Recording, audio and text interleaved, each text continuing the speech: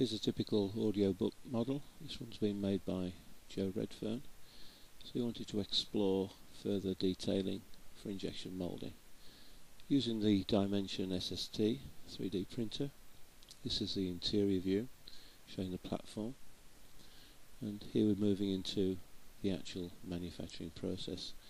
You can see the first thing that's happening is the soluble support material is being laid down, and once that's been done, the machine is now starting to lay the layers of ABS, in this case yellow, onto the support material, and it'll carry on with this process until it is finished creating it.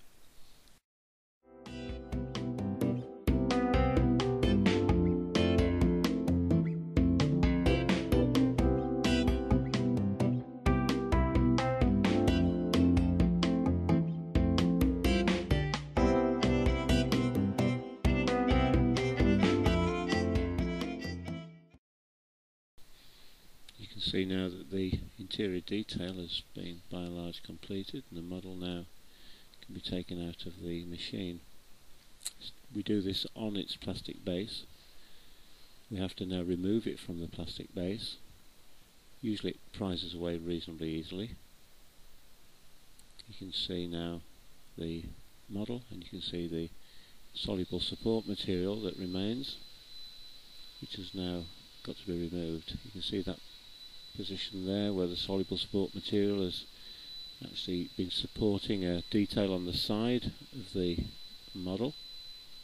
See how it chips away. Usually chips away reasonably easily. It's preferable to remove as much as possible of the support material in this way.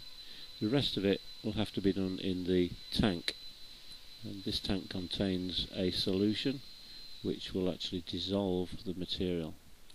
This leaves the ABS, where we can see the model and its detail, and when the two parts of the model have been brought together, we can actually achieve what's very close to a finished effect, simulating an injection moulding.